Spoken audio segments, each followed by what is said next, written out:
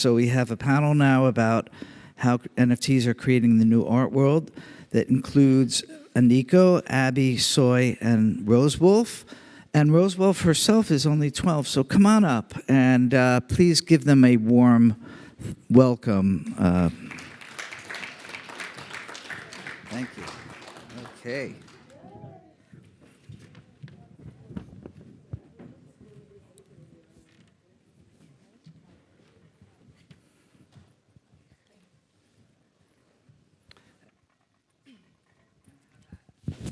Thank you.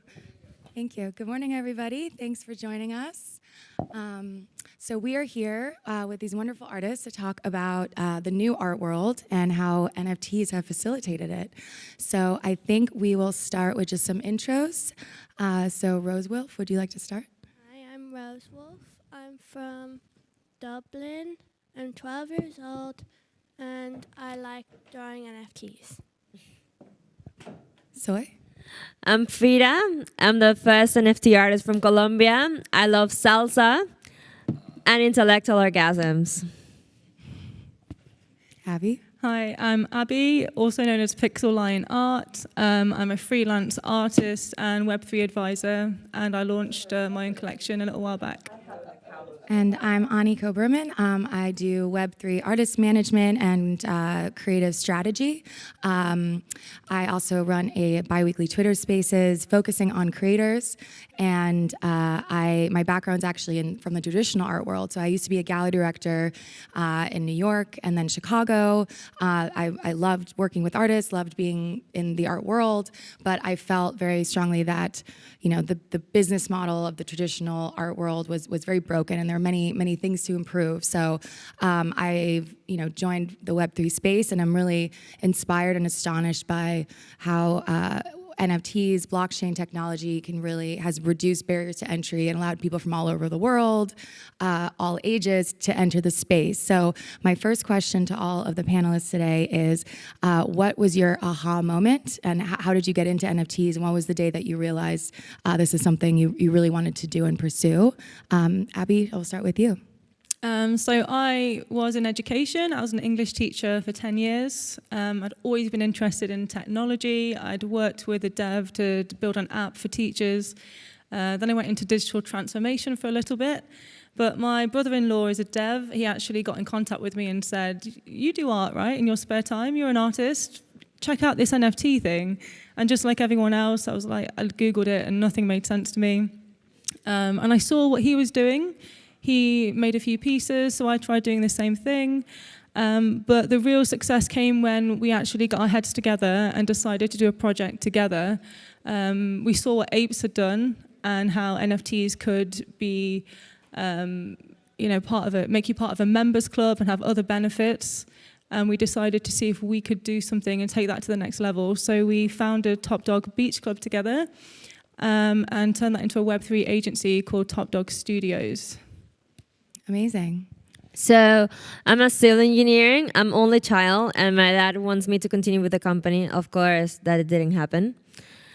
And now he's sitting with me. He doesn't speak English, but and now he's data manager, And the thing is, when I finished university, I had two options: was continue with civil stuff, or with my dream. That my dream is to connect the world with that one single trace. So if you look my art, everything is one line single trace. And I start I work with my dad for 5 days. If you talk with him, he will tell you for 2 days. But yeah, I didn't feel good there. So I started painting in one line single trace, and I started selling my art for $15, a digital art. I did it, and I sent it in a JPG. And when I arrived to $100, people didn't want to pay me more money. They were like, "Send me the certificate of authenticity, or send me your the artwork." But sending the artwork here to London is more expensive than my $100. The shipping was more expensive. It was ridiculous. So I was like, I need a solution for this. And I discovered blockchain technology and changed my life forever. And this phrase that is, art reflects what's happening in society, and what's happening right now is technology. So, cheers. Amazing, thank you. Rosewolf? I started NFTs when I was in isolation in COVID, and I saw what Nyla Hayes did with long necky ladies, and I decided I wanted to do that to keep busy during COVID. Amazing. I love that. I love how COVID definitely facilitated a lot of digital transformation, and I think COVID and everyone being in isolation is also sort of a funny parable about, boredom can be really generative, right? It can actually really contribute to creativity. Yeah, I think like there are two people in COVID times. The one that is scratch their belly, look at Netflix, and the one who really like work, and now we have results. Absolutely.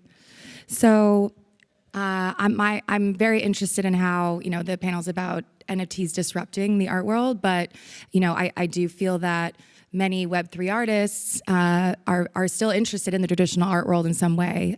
So I'm curious to all of you, is that something you aspire to? And if so, what does that look like for you? Abby? Well, of course, yeah. I mean, NFTs have opened the doors for me. I think before NFTs, the chance of me getting any recognition or very many buyers for my artwork was slim, because it's just how things were set up in the art world. So now those doors are open, and I have an audience, I have collectors. Just like every other artist, it would be amazing to see where it could go, where it could take us. I think eventually, I don't think there's going to be NFT artists and then traditional artists anyway. I think the technology will, it will fall to the background, and maybe people won't know exactly how it works. It won't be as finicky as it is now. It's easy to break, it's easy to make mistakes. I think maybe a lot of galleries in the end will have NFTs as a standard.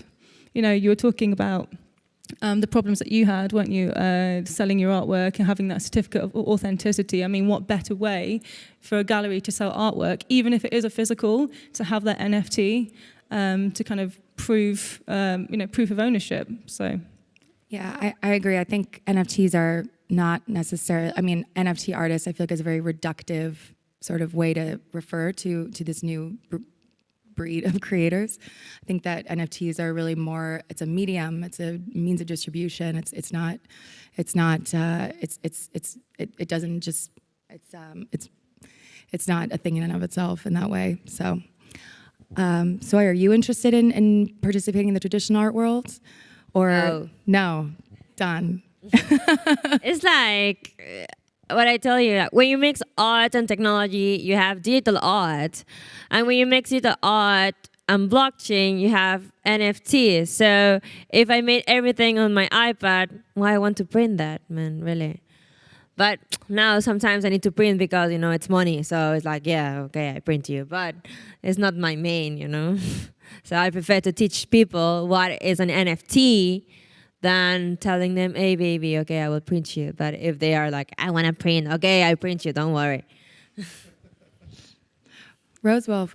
Yeah, I like the art. Like, I like doing crafts and painting, and I want to go to art college when I grow up, so. Amazing. Yeah. Well, I'm sure you'll be able to teach everyone there probably more than they can teach you at this rate. So one thing that, so I think we've determined that, NFTs, blockchain really allows creators to sort of control their own means of production and distribution. They can do all of this by themselves, which is amazing. That being said, one thing that sort of the old gallery model would provide for artists beyond just, sales or exhibition is sort of, management, production help, there's a infrastructure, right? That's kind of what a gallery would normally offer. And I think that for any creator, for any artist, you still need that help in some way. So my question to you is, as artists who work in NFTs or with blockchain, who is your team, and how what are the resources you seek out to help you produce and create? Me. I'm inspired. So I met a guy on Twitter, and that is from Venezuela. So I kidnapped him.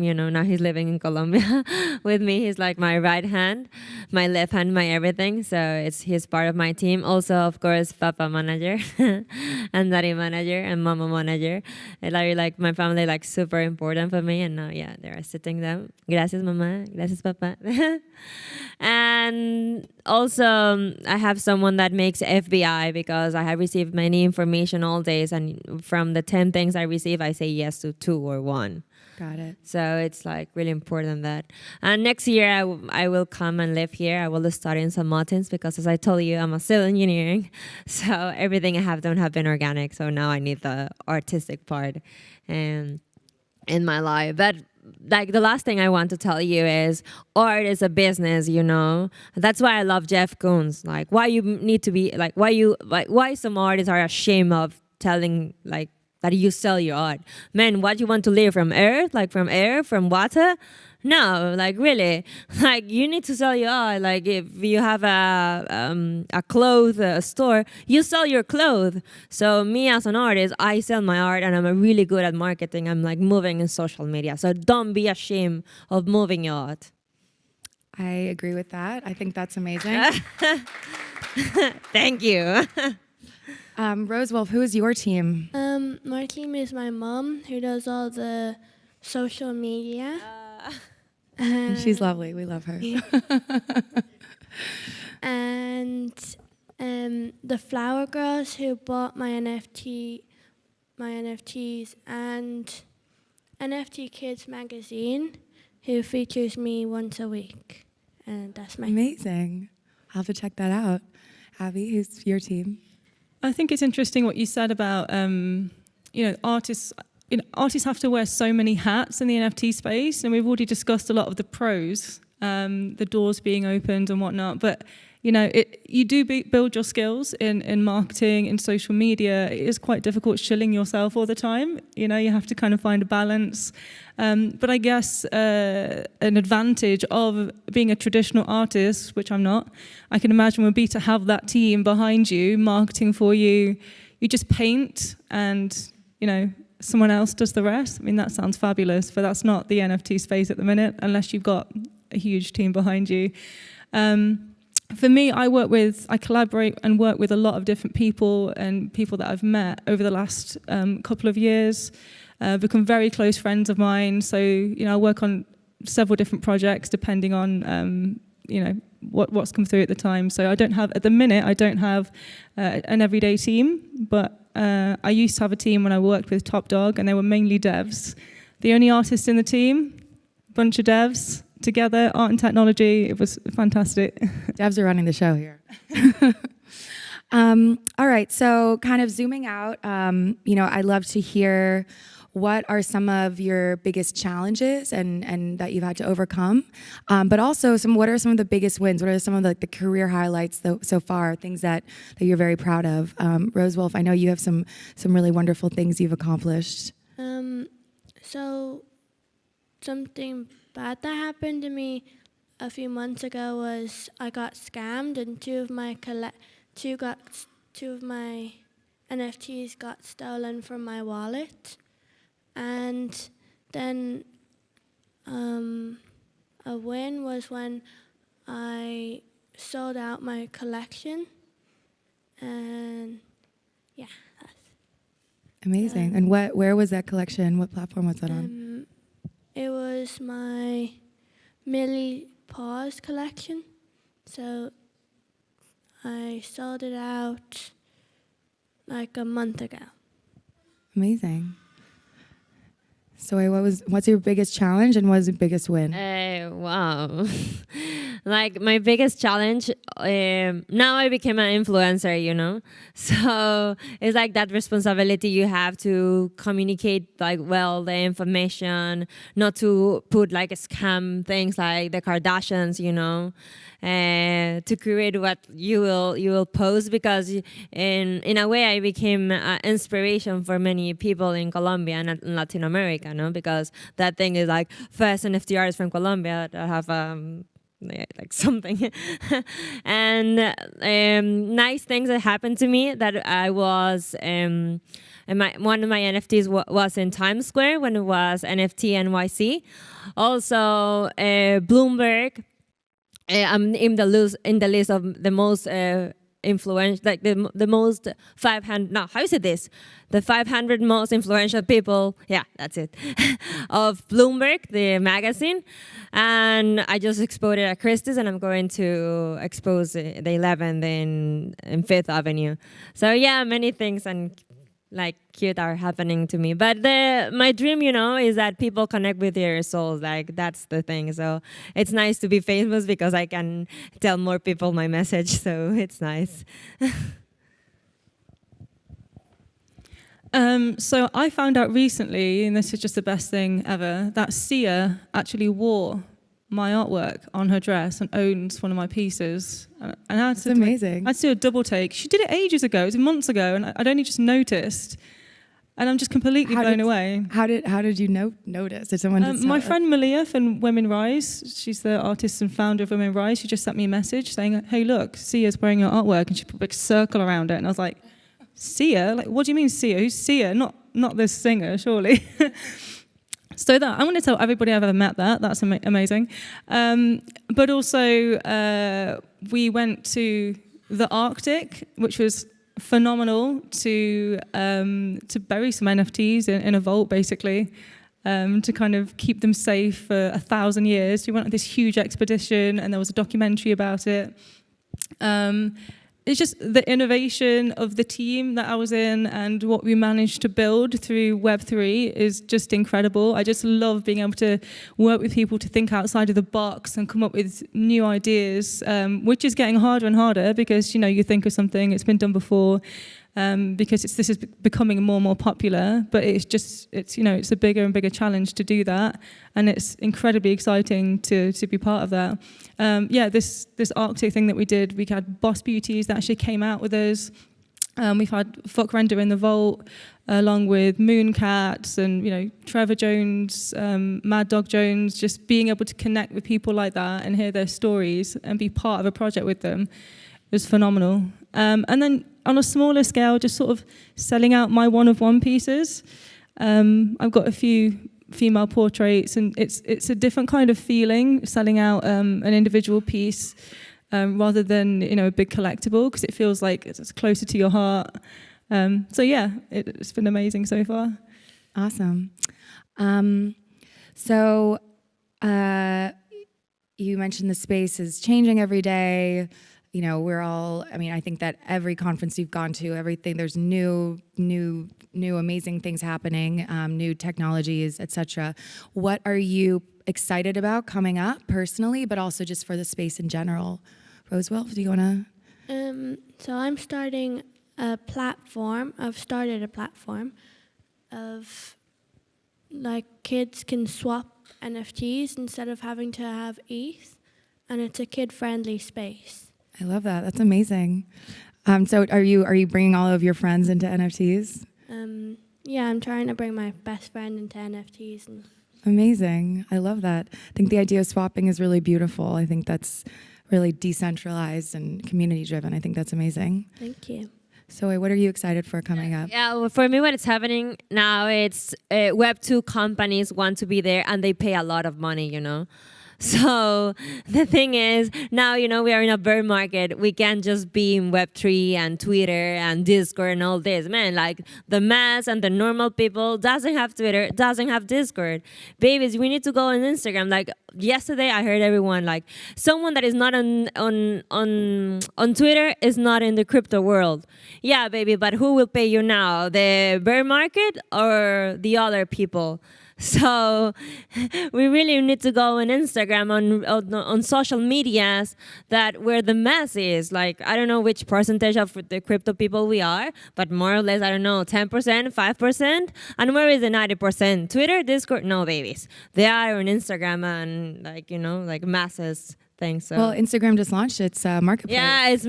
So what you're waiting for? Like, let's educate, let's be there, and they are super into, having collabs with you. So 3 days ago, I sold an NFT to one of the most famous banks in Colombia, and they really pay good, And I also make another collab with another brand, and I'm making a lot of collabs with Web2 companies. And if you go into my Instagram, Soy Fira, you can look like Soy Fira and the company. Soy Fira and the company. I'm talking about Web2. I'm talking about Web3, and it's a company of Web2. Because for them, it's important that someone like me validates them that they are into this space. So let's go on Instagram and let's teach there. Education, I agree. Abby, what's one thing you're excited about, or many things? Along similar lines, really. I'm really looking forward to the day when we don't have to argue the case as to why this is important and why this is groundbreaking. And when I ask people, like 2 years ago, I work with NFTs, I try to avoid it because the whole conversation about trying to explain what it is, or someone had heard of it and they'd be dead against it. They'll just relate it with scams and stuff like that. But more and more people that I talk to are like, yeah, I know what an NFT is. I can't wait for the day when, I tell people what it is and they're like, NFT is amazing. I know exactly what that is. And everyone's just more on board with it. And mainstream businesses, like you were talking about the banks, actually more of them are on board with it. We know eBay recently bought out Maker's Place.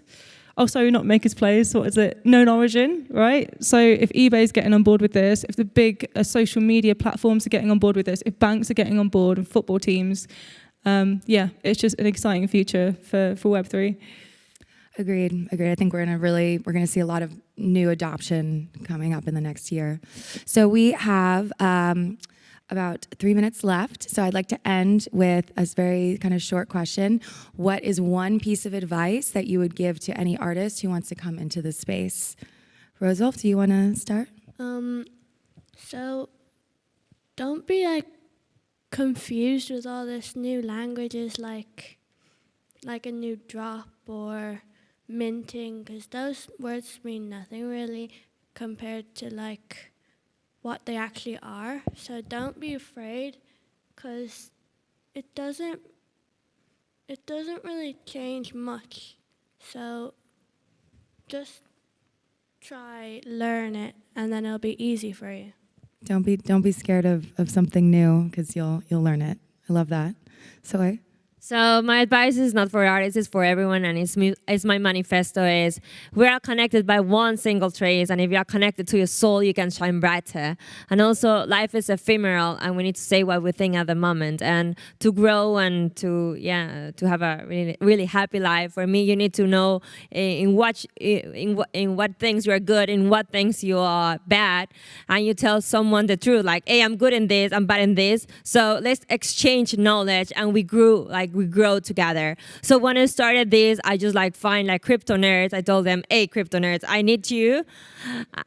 I'm really good at PR, I'm social media. We exchange knowledge and we grow together. And that's the way I grew. And that's why, in 1 year, many crazy stuff happened to me. But I'm honest, So yeah, let's do it. Amazing. Abby, you want to end with your one piece of advice? For artists, I'd say don't try and copy anyone else's style, and don't try and just see what's kind of trending right now. If you've got your style that you love, I would say stick with that, even if it isn't in fashion at the moment. Maybe it will be one day. Maybe someone's going to recognize that and really appreciate it, and be a trendsetter, not a follower. Focus on yourself, don't focus on the others. All right. Well, I think we have 30 seconds left. I think my piece of advice would be a mix of all of that. There's very little to add, but I think that given that it is a bear market, but we're all here and we're all excited and paying attention and helping to change the world, I would say that my mantra right now is crisis is generative. And I think that times of crisis are also times of opportunity. And thank you all for being here on stage with me today. Appreciate you, and thanks everyone for joining us. Thank you. Thank you.